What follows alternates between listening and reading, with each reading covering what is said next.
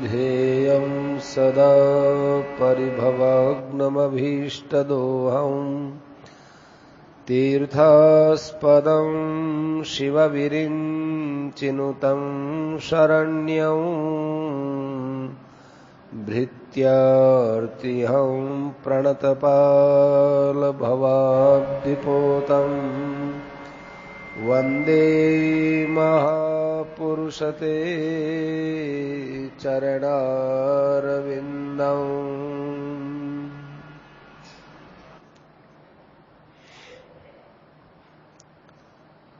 थोड़ा लेख बड़ा है लेकिन बहुत काम का है।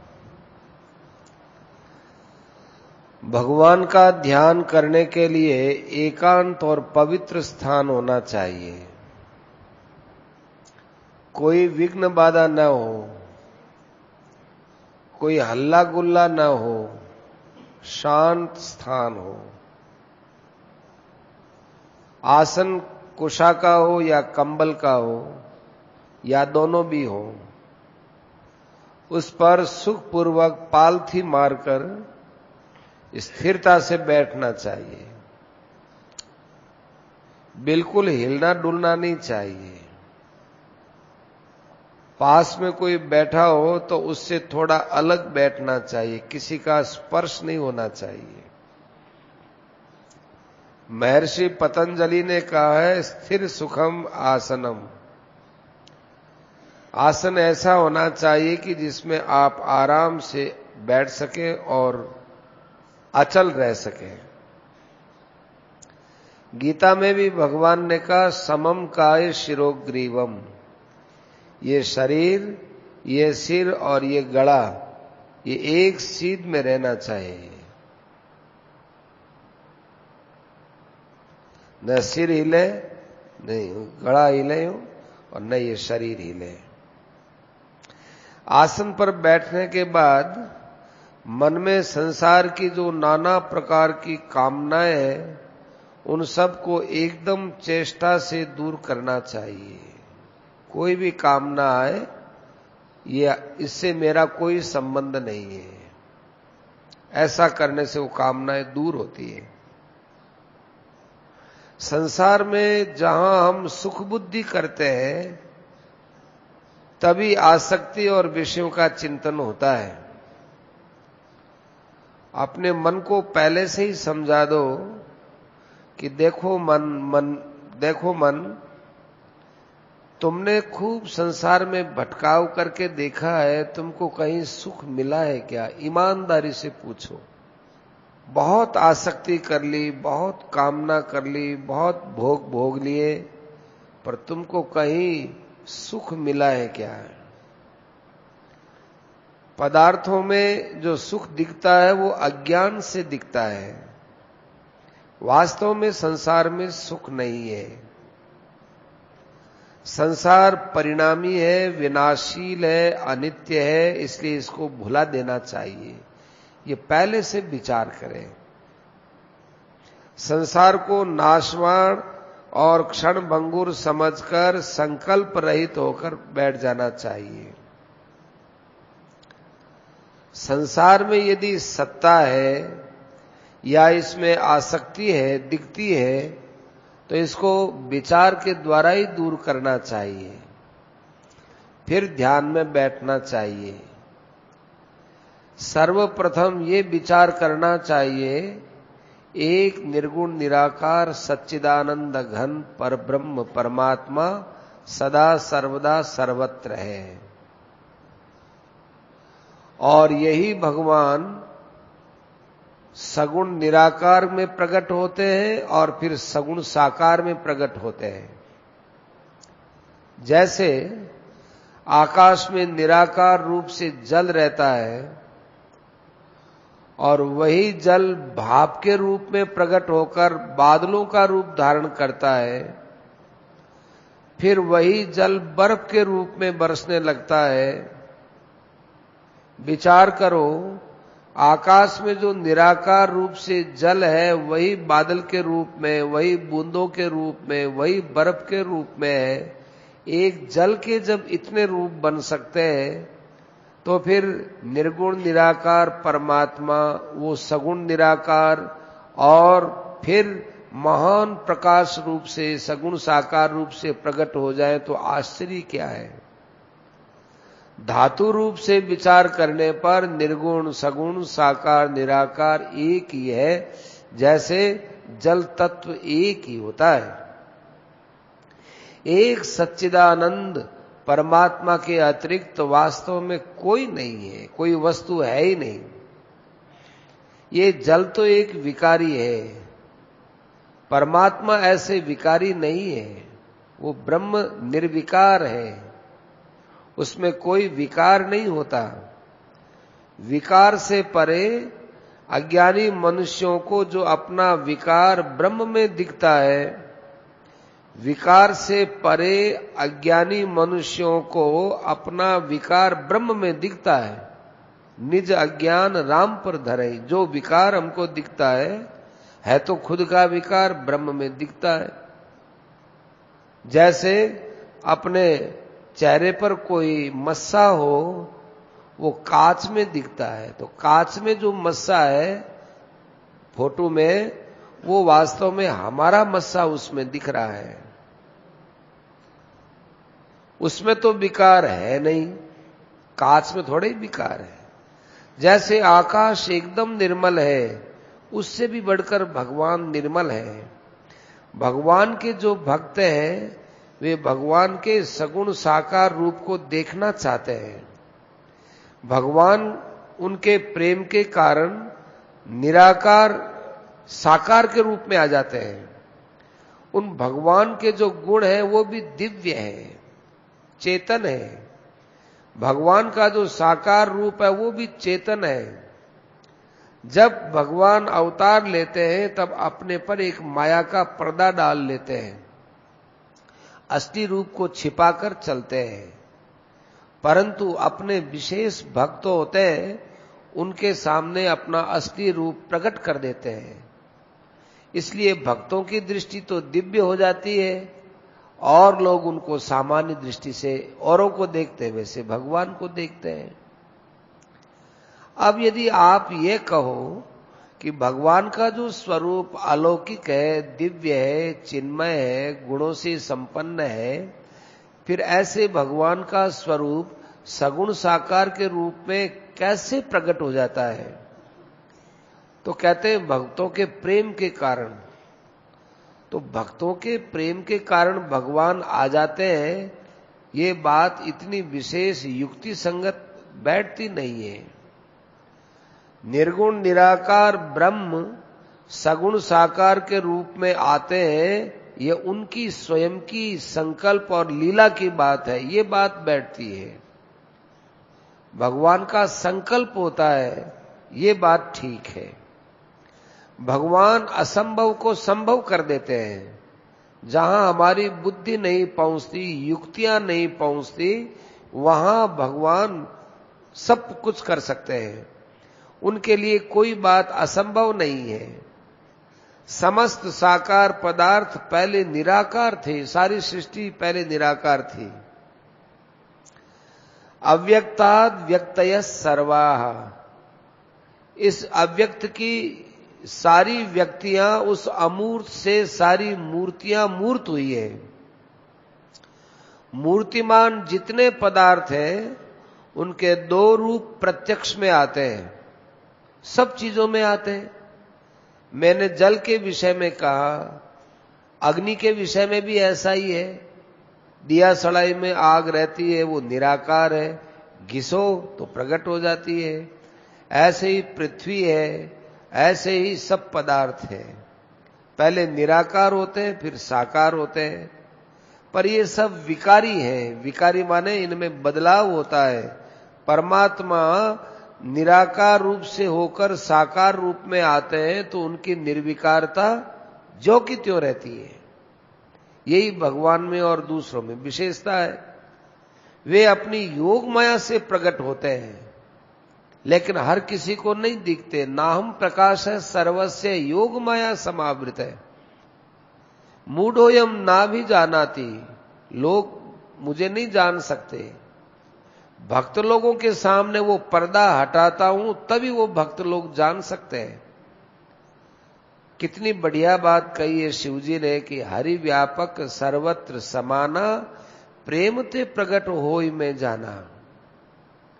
यहां हरि व्यापक दिया है, हरिर हरति पापानी, जो हरता है, पापों को हरता है, इसलिए इसका नाम हरि है। हरि शब्द के उच्चारण मात्र से पाप दूर हो जाते हैं। हरि शब्द परमात्मा का नाम है, पापों को दूर करता है, इसलिए उसका नाम हरि हो गया। खूब नाम है उनके। कोई वेद का मंत्र उच्चारण होता है तो हरि ओम, यहां भी हरि बोलते हैं, ओम उसके साथ में बोलते हैं, तो विशेष महत्व हो जाता है हरि शब्द का। हमें भी इसी प्रकार से हरि शब्द से पुकारना चाहिए। भगवान श्री कृष्ण का ध्यान हमें प्रेम पूर्वक मुग्ध होकर करना चाहिए, क्योंकि भगवान प्रेम से साक्षात प्रकट हो जाते हैं। जब हम अधिक तन्मय होकर भगवान का ध्यान करते हैं तो भगवान वही उस समय साक्षात प्रकट हो जाते हैं। द्रौपदी ने बड़ी करुण भाव से दुर्वासा मुनि के आने के समय भगवान का ध्यान किया, पुकारी हे गोविंद, हे गोपाल, हे दामोदर। तो भगवान के नाम का कीर्तन किया, भगवान झट आ गए, प्रकट हो गए और एक पत्ता खा करके उन्होंने द्रौपदी की सारी समस्या दूर कर दी। ये जो कीर्तन किया जाता है, ये कीर्तन हमको चाहे कैसा भी लगे, पर इस कीर्तन से भगवान बहुत प्रसन्न होते हैं। हमारा मन तो लगे न लगे, पर भगवान उससे मुग्ध हो जाते हैं। जैसे कालबेलिया पूंगी बजाता है तो और लोगों की ओर जाने पर सांप है वो मुग्ध हो जाता है। ऐसे भगवान कीर्तन से बड़े प्रसन्न होते हैं, और उस समय में ध्यान किया जाए तो उसके हृदय में साक्षात भगवान के दर्शन हो जाते हैं।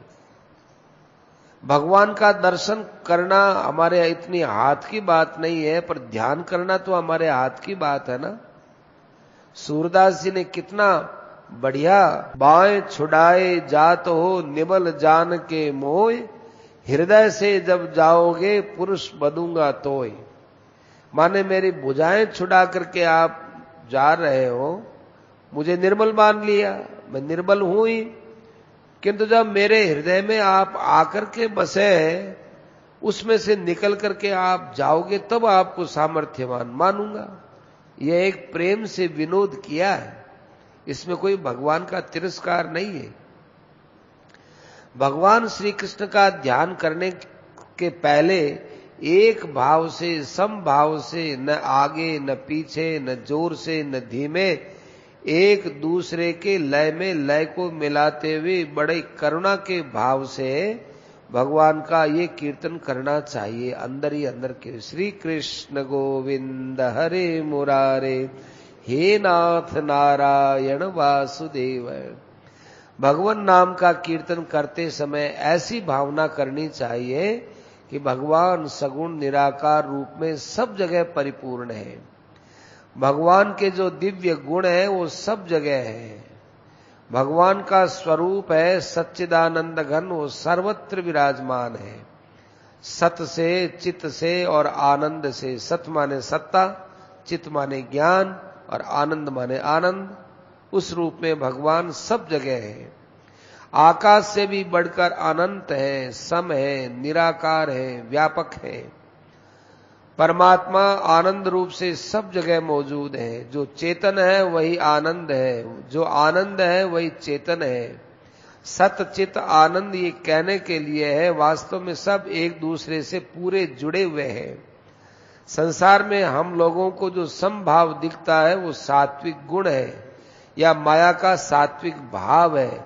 अतः इसे हम सात्विक गुण होते हुए भी जड़ कह सकते हैं।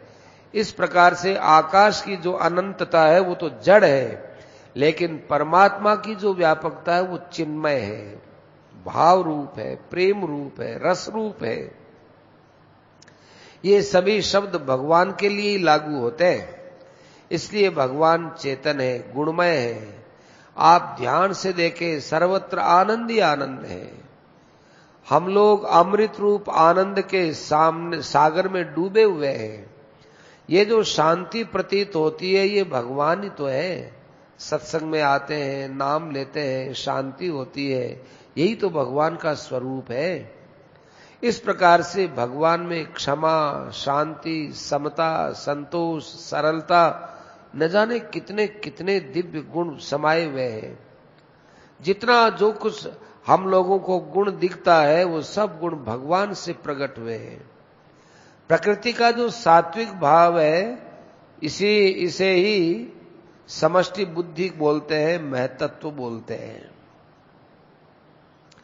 उस बुद्धि रूप आईने में भगवान प्रतीत होते हैं। भगवान के ये भाव प्रकट हो रहे हैं, तो भगवान वास्तव में चिन्मय है। भगवान के स्वरूप का, भावों का, गुणों का जो समूह है, वह शुद्ध बुद्धि और समत्व बुद्धि में उतरता है। आज इतना सुनते हुए भी हमारे अंदर भगवान की बात बैठती क्यों नहीं कि वो कहां आकर ठहरे भाई। बुद्धि हमारी मलिन हो रही है, भोग पदार्थ आदि की इच्छाएं बुद्धि के अंदर पड़ी है, वहां भगवान का रूप आकर के कैसे भी उसमें विराजमान हो। प्रकृति जड़ होने के कारण से उसको हम जड़ कहते हैं, किंतु जो बुद्धि के अंतर्गत आते हैं, वो बुद्धि से मिले होने के कारण जड़ से प्रतीत होते हैं, पर वास्तव में भगवान जड़ नहीं होते हैं। जैसे भगवान निर्गुण निराकार में थे और सगुण साकार दिव्य रूप में आ गए, तो वो जड़ नहीं हुए। ऐसे ही हमारे बुद्धि में भगवान का भाव उतरता है, वो चिन्मय होता है। सूर्य उदय होने के 1 मिनट पहले जैसे संसार में महान प्रकाश हो जाता है, क्योंकि महान प्रकाश भगवान का स्वरूप है, उन्हीं प्रकाश से ये सूर्य, चंद्र, तारागण, बिजली आदि प्रकाशित होते हैं। वही एक महान प्रकाश का पुंज भगवान श्री कृष्ण का दिव्य स्वरूप है। वही प्रकाश का पुंज होने से साकार रूप में दिखता है। इसलिए भगवान को गोविंद गोविंद गोविंद करके पुकारना चाहिए। रामचरितमानस में कितनी बढ़िया बात आई, नाथ सकल साधन में हीना, कीनी कृपा जानी जन दीना। हे नाथ, मैं तो कुछ साधन जानता भी नहीं हूं, आपने कुछ ऐसी कृपा की है, मुझे दीन जान करके बस आप मेरे ध्यान में आ गए। भगवान का स्वरूप 4 फुट लंबा है। ध्यान करो तब बता रहे हैं, 4 फुट से 4.5 फुट बस। और उनकी आयु लगभग 12 वर्ष की है। भगवान आकाश में बहुत सुंदर चमक रहे हैं। उनके चरण बड़े सुंदर है। चरणों के तलवों में गुलाबी रंग की झलक है और भगवान के चरणों के नीचे एक ऊर्ध्व रेखा है। अंगुलियों के नीचे चक्र है, शंख के भांति रेखाएं हैं। ये पैर की अंगुलियों की बात चल रही है।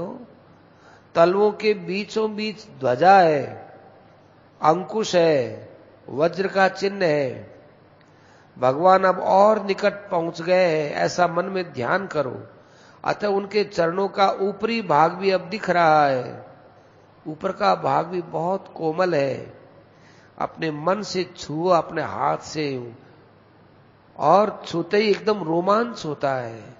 आनंद की लहरें उठनी चाहिए।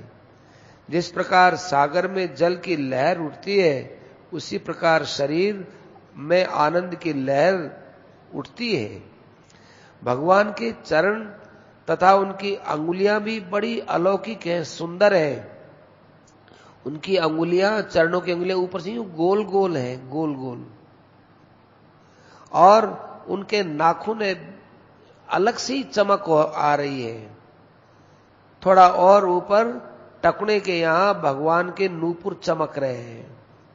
फिर पिंडलियां, फिर दोनों पैर, फिर जंघाएं सुंदर है और पीतांबर पहने हुए हैं।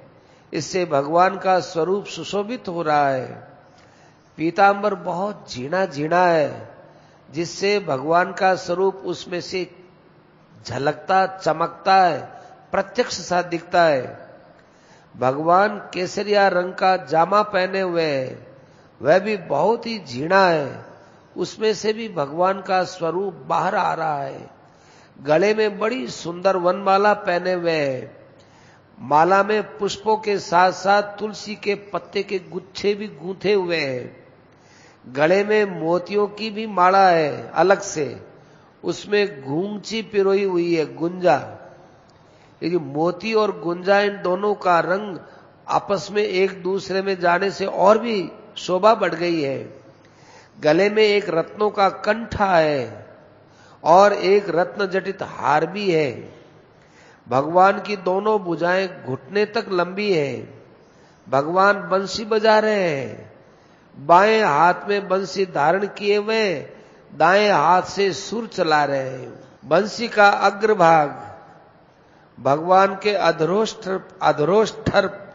पर है, यहाँ अधर उष्ठ पर, मानो बंसी भगवान का अधरामृत का पान कर रही है, माने होठों से चूने वाला अमृत है, इससे पान कर रही है। मनुष्य के शरीर में अमृत का निवास बताते हैं। एक तो ये अंदर तो तालू है, वो तालू, एक वो तालू वाला अमृत यहां रहता है। जैसे राम राम राम राम राम करते हैं तो जीव वहां तालू से टकराती है कि फिर अमृत जैसा मिठास आता है। एक ही यहां होठ है, तो भगवान के जो होठ है उनसे अमृत चू रहा है। भगवान गुलनार रंग का एक दुपट्टा भी धारण किए हुए हैं। भगवान के दोनों हाथ लंबे, चमकीले और चिकने चिकने हैं। हाथों में अंगूठी पहने हुए हैं, बाहों में अनंत बांधे हुए हैं। भगवान के कंधे पुष्ट हैं, बड़े सुंदर है, छाती चौड़ी है, गला लंबा है। उनके होठ एकदम लाल बिंब फल के समान चमचम चमक रहे हैं, लाल मणि की तरह चमकते हैं। जब वो बोलते उनकी वाणी अमृत से सनी हुई टपकती है, प्यारी लगती है। ऐसा लगता है कि उनके एक एक शब्द को हम अपने अंदर पीते चले जाएं। ओठ जब खोलते हैं उससे तो एकदम मुग्ध हो जाते हैं। और फिर उनके दांतों की पंक्तियां मानो मोतियों की सी पंक्तियां हो। भगवान की वाणी सुंदर, अर्थयुक्त और प्रेम भरी हुई है, बहुत ही मधुर है, कानों के लिए अमृत के समान प्यारी है।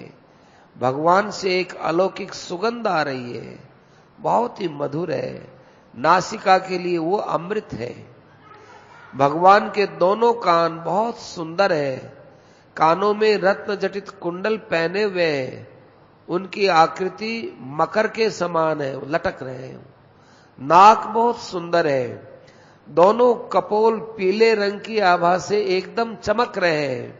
भगवान एकदम श्याम है, किंतु गालों पर गुलाबी रंग की एक झलक है। कानों के कुंडल की आभा पड़ने पर एक विशेष शोभा होती है जिसको कुछ कहा नहीं जा सकता है। भगवान के दोनों नेत्र खुले हुए हैं और चपल हैं, माने अंदर से चपल है। वे नीले रंग के दो खिले हुए कमल के सदृश हैं। ये नेत्र, भगवान के नेत्रों की आकृति कमल की पंखुड़ियों के समान है। उनके नेत्रों का खिलना पुष्प, कमल के पुष्प के समान है। भगवान का मुख भी गुलाब के पुष्प सा खिला हुआ है। भगवान हंसते हैं तो मानो प्रेम की बरसाई कर रहे हैं। जब भगवान आकाश में फिर ऊपर को उठ जाते हैं, ऐसे ध्यान में यूं ऊपर उठ जाते हैं, आकाश में जाकर के नेत्रों के द्वारा अब हम लोगों के ऊपर खूब प्रेम की वर्षा कर रहे हैं। और हम उस बरसात में ऐसा जैसे हम स्नान कर रहे हैं, डूबे हुए हैं, हम मुग्ध हो रहे हैं। उस प्रेम के अंदर आनंद ही आनंद है, आनंद ही आनंद है। वो प्रेम और आनंद हम बता नहीं सकते, एक अलौकिक रस है। इसलिए उसको हम रस ही कह सकते हैं, और क्या कहें। भगवान सबको समभाव से देखते हैं, इसलिए प्रभु का नाम समदर्शी है, वो समता की भी वर्षा कर रहे हैं। हम लोगों की अब विषमता चली गई, अब हमारे अंदर राग द्वेष आदि माया का कोई कटक नहीं रहा। भगवान जहां विराजमान रहते हैं वहां से माया कोसों दूर चली गई। भगवान अपने नेत्रों से मानो शक्ति की खूब वर्षा कर रहे हैं। उसमें से क्षमा टपकती है, उसमें से दया टपकती है, उसमें से अनंत गुण टपक रहे हैं, जो हम बटोर बटोर करके अपने साधन भजन में काम में लेने वाले हैं। उन गुणों को नेत्रों के द्वारा वे भगवान सारे संसार में फैला रहे हैं, विकीर्ण कर रहे हैं। सारा संसार माने समस्त ब्रह्मांड उन गुणों से अब परिपूर्ण हो गया है। नेत्रों के द्वारा विकसित होकर मानो उनके हृदय के उत्तम भावों की वर्षा हो रही है। ऐसा प्रतीत हो रहा है मानो गुणों की बाढ़ आ गई हो, उनके भावों का मानो सागर ही उमड़ गया हो, और उस सागर में हम लोग खूब झमझूम हो रहे हैं। उनके क्षमा, दया, शांति, समता, संतोष, सरलता आदि अनेक गुण हैं। बोध स्वरूप, ज्ञान स्वरूप, आनंद स्वरूप भगवान, आनंद घन भगवान। उनके नेत्र खिले हुए कमल के सदृश चपल, उनके नेत्रों के मध्य में लाल रंग के डोरे हैं जो कमल के फूल की पंखड़ियों में हुआ करते हैं। भौएं भौरों के समान है और भ्रिकुटी बड़ी सुंदर है और तथा ललाट चमक रहा है। उस पर श्रीधारी तिलक है। शीश पर काले रंग के केश भौरों के समान हैं, गोल गोल, और मस्तक पर बहुत ही चमकीला मोर मुकुट है। उसके बीच में सोने के तांत में गूंची और मोती गूंथे हुए मोर मुकुट में। यार मुकुट बड़ा ही सुंदर चमक रहा है। इस प्रकार भगवान अब आकाश में खड़े हुए हैं। भगवान का सारा बदन एकदम श्याम वर्ण का है और उसमें अलौकिक चमक है। जैसे पूर्णिमा का चंद्रमा आकाश में स्थित होकर सारे ब्रह्मांड में चांदनी फैलाता है, ऐसे भगवान आकाश में स्थित होकर अपना सर्वत्र प्रकाश फैला रहे हैं। भगवान का सारा स्वरूप अलौकिक और अद्भुत है।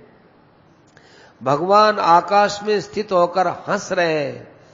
हम लोग भगवान से प्रार्थना कर रहे हैं, प्रभु कैसा दिव्य रूप, इसको हम आकाश में देख रहे हैं, वैसा ही हम नेत्रों से दर्शन करना चाहते हैं। आपका यही स्वरूप सदा हमारे ध्यान में रहे। प्रभु हमारे हृदय में बस जाओ, प्रभु हमारे हृदय में और क्या क्या है इसको मत देखो। अब आपकी जरूरत है, आपकी आवश्यकता है। आपसे हमारा कभी वियोग न हो। हम सदा आपके पास रहे, सदा ही आपकी सेवा करते रहे। आप में हमारा निष्काम और सरल प्रेम हो। प्रभु हम आपका नाम जप और आपके स्वरूप का ध्यान करते रहे, ऐसे भगवान से प्रार्थना करो। हम लोग वृंदावन में बैठे हैं। इस स्थान का नाम रमन देती है। भगवान ने यहां खूब रमण किया, इसलिए इसका नाम रमन देती। दिव्य रास किया, गोपियों के साथ मिलकर नाचा करते थे, गाया बजाया करते थे। असल में सबके साथ मिलकर के नृत्य किया करते थे, सब मुग्ध हो जाया करते थे। इसके पास में जमुना नदी बह रही है, वह एक कदम का वृक्ष है, उसके ऊपर भगवान चढ़ जाते हैं। कमल के सदृश नेत्र वाले भगवान वृक्ष की डाल पर बैठे हैं।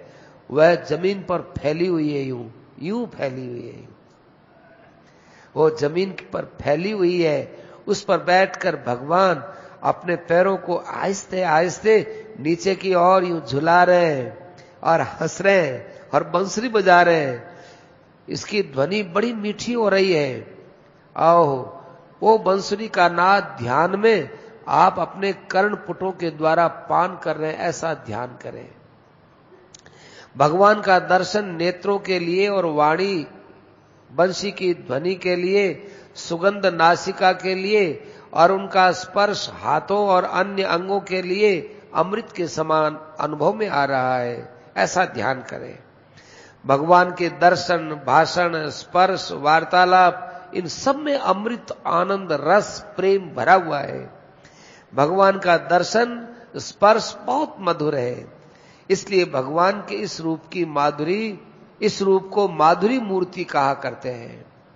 एक बात और ध्यान में बतावें कि एकाएक भगवान डाल से बंसी बजाते हुए ये कूद पड़े, और हम लोग जो भगवान को देख रहे थे हम सब खड़े हो गए। अब भगवान यूं नाचने गाते बजाते हैं तो हम लोग भी गाते बजाने लग गए। हम लोगों के चारों ओर बीच में मंडलाकार गोपियां भी खड़ी है, वो भी गाती बजाती हैं। गोपियों के बाहर दूसरा मंडल है गोप बालकों का, वे भी भगवान के साथ खेल करते हैं, उनका मंडल भी गोलाकार में है। उसके बाद तीसरा मंडल है जो अच्छे अच्छे भक्तों का है, जिसमें पशु पक्षी मनुष्य सुर असुर यक्ष राक्षस, इनमें जो जो भक्त हुए वे सब वहां पर मौजूद है। पशुओं में हनुमान अंगद आदि बंदर, पक्षियों में गरुड़ काग भुसुंड जी जटायु आदि दिव्य रूप बनाए हुए उस मंडल में चारों तरफ खड़े हैं। देवताओं में शिव जी ब्रह्मा इंद्र आदि, यक्षों में कुबेर, राक्षसों में विभीषण आदि, असुर मंडली में प्रहलाद और बलि आदि, मनुष्यों में अम्बरीश ध्रुव कीर्तिमान, ऐसे अनेक भक्त ये सब अपना मंडल बना बना करके चारों तरफ खड़े हुए हैं। उसके बाद मंडलाकार में खड़ी हुई गौवे हैं, वो कान ऊंचा करके और भगवान की बंसी सुन रही है। सब एकदम प्रेम से मुग्ध हो रहे हैं, और उन सब के बाद हम भगवान के दर्शन कर रहे हैं, नृत्य कर रहे हैं, भगवान नाच रहे हैं, सब प्रेम में नाच रहे हैं, गा रहे हैं, बजा रहे हैं, अपने आप को सब भूले हुए हैं। ऐसा भगवान का अलौकिक स्वरूप, भगवान सबके मध्य में गाते बजाते मुग्ध हो रहे हैं और मुग्ध कर रहे हैं। नेत्रों से सभी को देखते हैं, ओ उनके द्वारा मानो कोई जादू सा बिखर रहा है, मंत्र मुग्ध हो गए। एक बार भगवान के आंख से आंख जिसने मिला ली, वो भगवान को छोड़कर किसी और को देखना भी नहीं चाहता। ऐसा लगता है कि भगवान, हम सब नेत्रों से भगवान को पी जाएंगे। सब लोग भगवान को अपने हृदय में ले जा रहे हैं, आइए हमारे हृदय में विराजमान होइए। इस प्रकार हम जब हृदय में देखते हैं तो भगवान का वही स्वरूप हमारे हृदय में दिखता है, जो स्वरूप हमने बाहर देखा है। हमारे नेत्र और मन जहां जाते हैं वहीं भगवान का स्वरूप दिखता है। भगवान हमारे हृदय और नेत्र में बस गए, बाहर भीतर सर्वत्र भगवान परिपूर्ण हो रहे हैं। निराकार से तो है ही, साकार रूप से प्रकट हो गए, हम जैसे लोगों के सामने प्रकट हो गए। जो गोपियों को रूप दिखाया, जो बड़े बड़े भक्तों को रूप दिखाया, ग्वाल बालों को रूप दिखाया, वो हमको दिखा दिया ध्यान के अंदर। हे प्रभु, हम इसके लायक नहीं थे, पर आपने हमारे पर जो कृपा की, आप तो इस कृपा के योग्य ही हो। इस प्रकार भगवान का श्याम वर्ण जो कसौटी के पत्थर का है, चमकता है एकदम। उनकी चमक को कोई कह नहीं सकते। भगवान की तुलना किसी के साथ नहीं हो सकती। कहे कि भगवान पुष्प के समान कोमल है, ये भी नहीं कह सकते। मखमल के समान कोमल है, ये भी नहीं कह सकते। नवनीत के समान उदाहरण नहीं दे सकते कि नवनीत में अंगुली बैठ जाती है और वह बहुत गीला भी होता है। अब कैसे कहें भगवान को? भगवान को कहें कि मक्खन है, मक्खन हो तो ये अंगूठी कैसे बैठेगी? भगवान कोमल होते भी अलौकिक है। स्पर्श करते समय, मिलने के समय ऐसा भाव उदित होता है, बस सब भगवान के चिपट जाएं, चिपट क्या जाए, भगवान के अंदर ही प्रवेश कर जाएं। बस उनको, उनके नेत्र हमारे नेत्र, उनका नाक हमारा नाक, सब एक में एक हो जाए। बस भगवान का दर्शन भाषण स्पर्श सभी अलौकिक अमृतमय आनंदमय, ऐसे भगवान के स्वरूप को देखते हुए तथा उसमें मुग्ध होते हुए चलते फिरते उठते बैठते खाते पीते सोते समय भगवान हमारे साथ ही है। ऐसे भगवान के भाव में दुनिया की दृष्टि से पागल हो जाओ, कोई बात नहीं है, बड़ा आनंद है। गोपियां अपना काम करते समय भगवान के नाम और गुणों का कीर्तन किया करती थी, निरंतर भगवान के नाम और गुणों का कीर्तन करती थी। लोग कुछ भी कहो, उनका मन भगवान में बसता था, उनको लोगों से कोई मतलब भी तो नहीं था। भगवान उनके हृदय में और नेत्र में बसे रहते थे। गाय दूते समय, दही बिलोते समय, रसोई बनाते समय, घर में झाड़ू देते समय, बच्चों को नहलाते समय, घर लीपते समय, प्रत्येक कार्य करते समय भगवान के नाम और गुणों का गायन करती हुई और भगवान का मन से ध्यान करती हुई गोपियां कैसी भगवान के लिए पागल हो गई थी। ऐसा पागलपन अपने में भी आना चाहिए। प्रत्येक कार्य करते समय में भगवान का नित्य निरंतर स्मरण करना चाहिए। सोने के समय भगवान के नाम और गुणों का ध्यान करते हुए शयन करना चाहिए। और जिस प्रकार से महान रास होता है उसमें सभी लोग प्रेम से नाचते गाते बजाते, उसी प्रकार से हम लोग इस समय महान रास में सम्मिलित होकर के भगवान के नाम और गुणों का गान करते हुए परिक्रमा कर रहे हैं। भगवान के बहुत से नाम हैं, अनंत नाम है। श्री कृष्ण, वासुदेव, नारायण, मधुसूदन। हमारा मन भगवान में और उनके नेत्र हमारे सन्मुख है। वे हम लोगों को एक साथ समभाव में देखते हैं। ऐसा प्रतीत होता है कि मानो भगवान हमारे एकदम सन्मुख है। भगवान हमको बहुत चाहते हैं। कितनी बढ़िया बात है, भगवान हमको बहुत चाहते हैं। एक बार भगवान की चाहना की ओर दृष्टिपात करो। देखो, हमको रिझाने के लिए भगवान नाच रहे हैं, हम ही को रिझाने के लिए, प्रसन्न करने के लिए भगवान गा रहे हैं, हम ही को प्रसन्न करने के लिए भगवान बजा रहे हैं। भगवान को दया आ रही है। जैसे मां किसी बच्चे को पीटने के बाद प्यार करती है, बहुत प्यार करती है, इसी प्रकार से हमको कितने ही जन्मों में कितने कितने शरीर धारण करवा कर हमको दंड दिया। अब भगवान इस मानव शरीर में मानो हमसे बहुत प्यार कर रहे हैं। ऐसे करते करते भगवान वापस आकाश में चले गए। आकाश से वापस कदम वृक्ष पर आकर बैठ गए। फिर पैरों को हिलाते हैं, फिर थोड़ा गर्दन को हिला करके मटकाते हुए नेत्रों से हमारी ओर देखते हैं, हमको ललचाते हैं और फिर प्रेम से बंसी बजाते हैं और फिर डाल पर से उछल करके बीच में ही हम लोगों के बीच में आकर कूद पड़ते हैं और खूब जोर से खिलखिलाकर हंसते हैं और नाचते हैं, बजाते हैं। बंसुरी को हाथ में लिए हुए यूं यूं छोटे से भगवान 12 वर्ष के वो नाचते हैं, फिर खड़े हो जाते हैं। एक पैर तो खड़ा है, दूसरा पैर की एड़ी जुड़ी हुई है, मात्र पंजा जमीन पर है। ऐसी बांकी झांकी से खड़े होते हैं। पैर टेढ़े, कमर टेढ़े, खड़े भी टेढ़े, हाथ भी टेढ़े, बंसी भी यूं टेढ़ी, गला भी टेढ़ा, मुकुट भी टेढ़ा, नेत्र भी यूं टेढ़े, सब प्रकार से टेढ़े हुए हैं। ये टेढ़ी झांकी होने से ही इनको बांके बिहारी बोलते हैं। सब जगह से बांके हैं। कभी आकाश में स्थित होकर एक प्रकार से सबके ऊपर अपना प्रभाव, अपना जादू डालते हैं। कभी आकाश में चले जाते हैं, कभी उछलकर कदम पर बैठते हैं, कभी कूद पड़ते हैं, कभी नाचते हैं, कभी गाते हैं। ये सब भगवान की एक अलौकिक लीला है। इस लीला को आप खूब ध्यान में लेकर के इसमें खूब मग्न हो जाइए, विचार कीजिए। यही आनंद आपके जीवन का सर्वस्व है। नारायण।